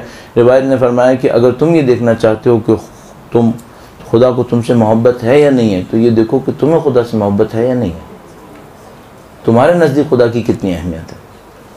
तो मिसाल के तौर पर तुम खुदा की खातिर उठते हो, तुम्हें तन्हाई में खुदा पसंद है, तो तुम खुदा के साथ तन्हाई क्यों नहीं करते? रिवायत में लिखा, हदीस कुदसी में लिखा कि भाई अगर तुम ये कहते हो तुम्हें खुदा से मोहब्बत है तो खुदा के साथ तन्हाई में क्यों नहीं जाते? जिसको खुदा से मोहब्बत है वो तन्हाई को पसंद करता है खुदा मुताल के साथ। तो इस तरह से हम अंदाज़ा लगा सकते हैं खुदा ताला के क़ुर्ब को हासिल करने के लिए सबसे बेहतरीन अमल क्या करना चाहिए। हम नहीं कह सकते बेहतरीन अमल क्या करना चाहिए। लेकिन ये समझ में आता है जो मैंने आपकी खिदमत में अर्ज़ किया, खुदा के साथ राब्ते में आना, खुदा के सामने अपनी चीज़ों को बयान करना, उससे सीखने की कोशिश करना, ये सारी बातें ये आपको मदद दे सकता है। अलबत्ता 2-3 चीज़ें जो बहुत ज़्यादा मददगार, बस मुझे ये समझ में आया कि अल्लाह के मुसीबत ज़दा बंदों के काम आना खुदा के क़ुर्ब को बढ़ा देता है। अलबत्ता ज़ाहिर पुरखुलूस की शर्त सब में शामिल है, रियाकारी के साथ कोई फ़ायदा नहीं होगा। खुदा के मुसीबत ज़दा बंदों के काम आना खुदा के क़ुर्ब को बढ़ा देता है। दूसरी बात, ख़ानदान इस्मत के सामने एहतराम का इजहार करना, सच्चाई के साथ एहतराम, सच्चाई के साथ एहतराम, ये इंसान के अंदर तौफ़ीक़ात को बढ़ा देता है। आजिज़ी का इजहार करना, अपने आप को हत्तल इम्कान तकब्बुर से, चाहे वो किसी भी किस्म का क्यों ना हो, दूर रखना, वो खुदा मुताल के क़ुर्ब को बढ़ा देता है। एक है मारिफत तौहीद के बारे में किताब बता दें, मुख्तलिफ़ किताबें तहरीर हुई हैं। आयतुल्लाह मिसबाह अज़दी की भी एक किताब थी अक़ाइद के ऊपर, शायद वो एक अच्छी किताब है। और इसी तरह एक किताब पहले तहरीर हुई थी मारिफ़ कुरान नाम करके, वो भी आयतुल्लाह मिसबाह अज़दी की थी, मारिफ़ कुरान नाम करके, वो भी अच्छी किताब थी। बड़ा अच्छा और अजीब सा सवाल है, क्या वजह थी कि आइम्मा अत्हार कामिल होने के बावजूद कुछ लोगों पर असरअंदाज हुए और कुछ पर नहीं हुए? इसमें असल में मसला ये है कि हमें ये नहीं पता कि अहले बैत अत्हार अलैहिस्सलाम का असरअंदाज होना इंसानियत के इख्तिताम तक पहुँचते पहुँचते कितना होगा। अभी मुमकिन हम बीच में हों, अभी मुमकिन हम आगाज़ में हों, हमें नहीं पता। अगर उनकी शख्सियतें उस 100 साल के लिए 200 साल के लिए होती जिसमें वो रूए ज़मीन पर ज़ाहिरी तौर पर तशरीफ़ फरमा थे, तो मुमकिन है कोई ये सवाल करे कि भाई उस ज़माने में लोगों पर बहुत कम असर पड़ा। लेकिन किसने कहा कि उनकी शख्सियतें उस 200 साल के लिए थीं? उस वक्त तो सईदुल शुहदा की बात पे 72 लोग भी नहीं हिल रहे, 72 लोग हिल, अब कितने? कम से कम ज़ियारत करने में तो करोड़ों जा रहे हैं। तो अब हम लोग सईदुल शुहदा या दूसरे आइम्मा अत्हार सल्लल्लाहु अलैहि अजमईन की तासीर के मामले में जल्दबाजी नहीं कर सकते, क्योंकि उनकी शख्सियतें आलमी और आफाकी हैं। तो हम ये कह सकते हैं कि हमें वक्त गुजरने के साथ साथ उनकी शख्सियत की तासीर समझ में आएगी। मिसाल के तौर पर आज से 40 साल पहले सैयदुल शुहदा की शख्सियत की जो तासीर हमें पता थी, आज 40 साल के बाद वो बिल्कुल मुख्तलिफ है, बिल्कुल मुख्तलिफ है। अब हम कुछ और देख रहे हैं और मैं हमेशा खुशबीन रहता हूँ इस मामले में। मुझे उम्मीदें बहुत अच्छी हैं कि हम जल्द ही 10-15 साल के अंदर अंदर बहुत बड़ी बड़ी तब्दीलियाँ शायद देख पाएंगे। 10-15 साल भी शायद मैं ज़्यादा कह रहा हूँ, अपने अंदर बहुत कम मुद्दत के अंदर हम बहुत बड़ी तब्दीलियाँ देख सकते हैं। तो हम नहीं कह सकते कि अहले बैत अत्हार सल्लल्लाहु अलैहि अजमईन की शख्सियत की तासीर क्या रही है। दुरूद भेजिएगा मोहम्मद व आले मोहम्मद।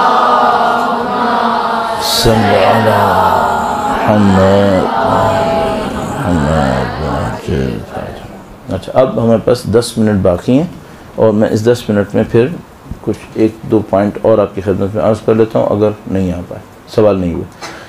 दुरूद भेजिएगा मोहम्मद व आले मोहम्मद।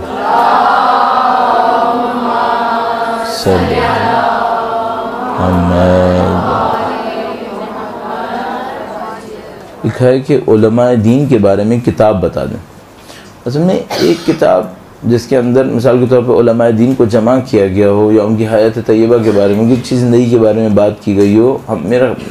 मुझे उर्दू में बहुत ज़्यादा इल्म नहीं है। उर्दू में एक किताब की जिसमें मसलन उलमा और अफ़ा वगैरह के बारे में बात की गई हो, जमा कर लिया गया हो, ज़्यादा नहीं है मेरे जहन के अंदर। हाँ, 1-2 किताबें आती हैं लेकिन नाम मेरे जहन से निकल रहे हैं, चूँकि मुश्किल ये होती है कि हम लोग उर्दू में कम पढ़ रहे होते हैं, क्योंकि हमने सारी ज़िंदगी फ़ारसी अरबी में पढ़ा होता है। तो जो वहीं से लेकर जो कुछ पढ़ लेते हैं तो फिर वो आपके काम नहीं आ पा रहा होता। तो मैं उर्दू के मामले में शायद इस मामले में कमज़ोर हूँ कि मैं आपको उर्दू के मामले में कोई अच्छी किताब बता सकूँ। तो वो जो आपके असातिज़ा किराम हैं कि जो उर्दू ज़बान से ही पढ़ रहे होते हैं या जिनको दोनों के बारे में पता होता है, फ़ारसी के बारे में पता होता है, उर्दू के बारे में पता होता है, शायद वो आपको ज़्यादा अच्छा बता पाएंगे। मैं इसके बारे में ज़्यादा अच्छा नहीं बता पाऊँगा। अब एंड पे लाते हुए एक दो नुकात चूँकि अचानक जहन में आ रहे हैं तो मैं आपकी खिदमत में अर्ज़ कर देता हूँ। दुरूद भेजिएगा मोहम्मद व आले मोहम्मद।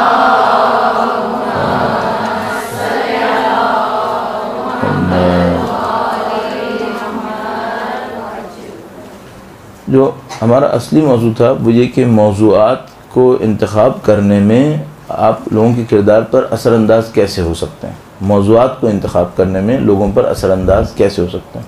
इस सिलसिले में हमने कुछ बातें आपकी खिदमत में अर्ज़ की।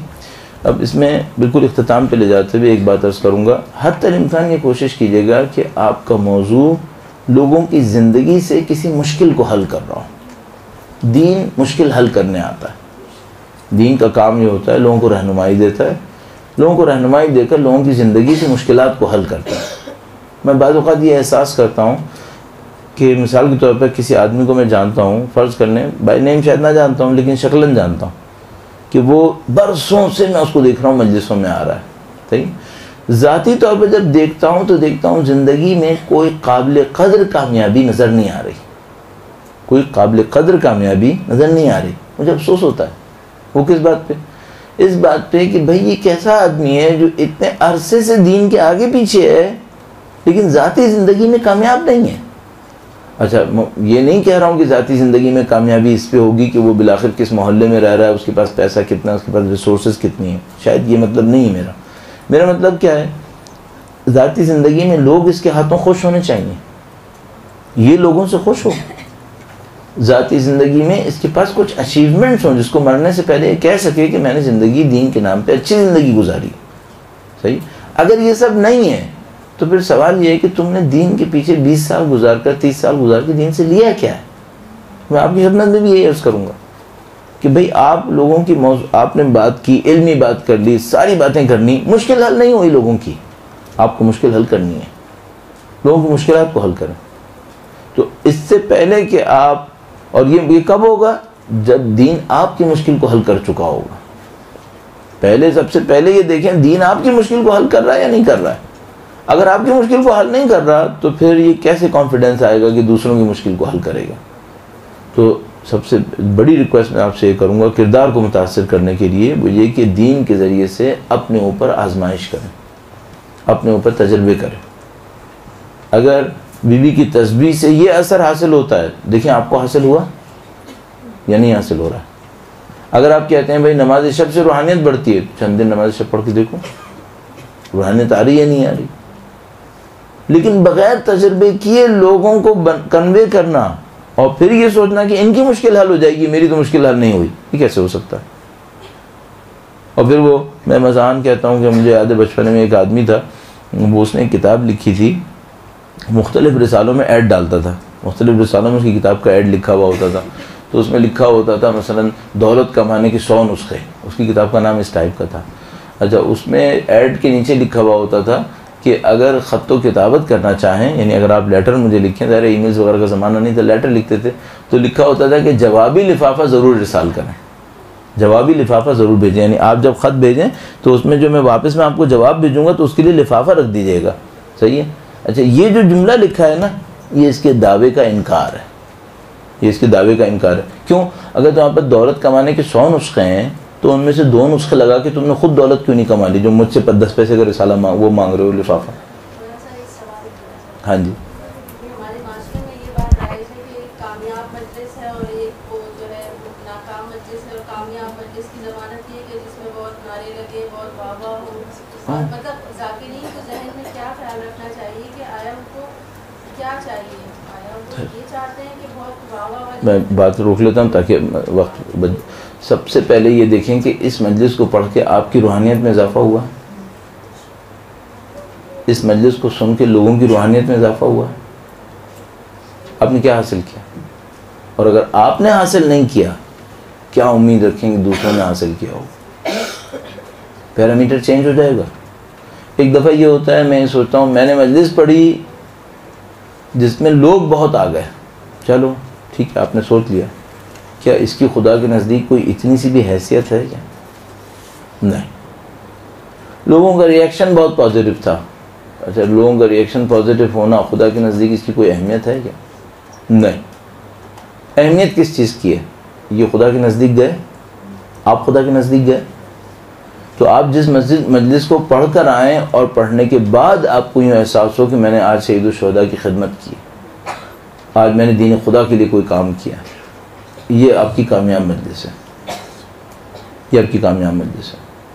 और जब आप पढ़ कर आएँ और आपका हाथ भरा हुआ हो और लोगों के दिल खुश हों और आपको खुदा ना मिले, इसका मतलब है कि आपने अपने आप को नुकसान पहुंचा लिया, आपने ठीक ठाक नुकसान कर लिया। क्यों? आपका हाथ तो भरा हुआ है, लोग भी खुश हैं, खुदा कहाँ है? उसका क्या होगा? तो सब कुछ हो गया, जो होना था वो नहीं हुआ। तो आपको इसका ख्याल रखना पड़ेगा अपनी ज़िंदगी के अंदर, बार बार ख्याल रखना पड़ेगा।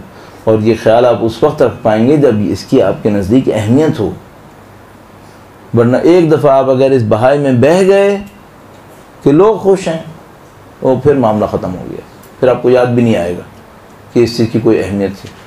मैंने इस खातिर आपकी खिदमत में अर्ज़ किया था कि ये मजालिस मेरी और आपकी परफॉर्मेंस दिखाने का स्टेज नहीं है, इसको जहन में रखिएगा। कोई काम ऐसा नहीं कीजिएगा जिससे यूँ लगे कि आपने अपने आप को साबित करना है। नहीं, आप अपने आप को साबित करने नहीं आए, आप दीन खुदा को देने आए, अच्छे तरीके से देने आए, बेढंगे तरीके से नहीं देने आए। ये बात सही है कि कोई क्या फिर तैयारी ना करें, नहीं, तैयारी करें, आप काम ढंग से करें। अल्लाह अच्छे काम को पसंद करता है, अल्लाह बेतुके काम को पसंद नहीं करता। जो काम करो अच्छे तरीके से करो, लेकिन आप काम खुदा के लिए करें, और उसके अंदर आपका पैमाना, आपका स्केल यही होना चाहिए कि आप भी खुदा से नज़दीक हों और सुनने वाले भी इंशाअल्लाह खुदा मुताल का क़ुर्ब हासिल कर पाएँ इंशाअल्लाह। खुदा इंशाअल्लाह कामयाबी नसीब फरमाए। दुरूद भेजें मोहम्मद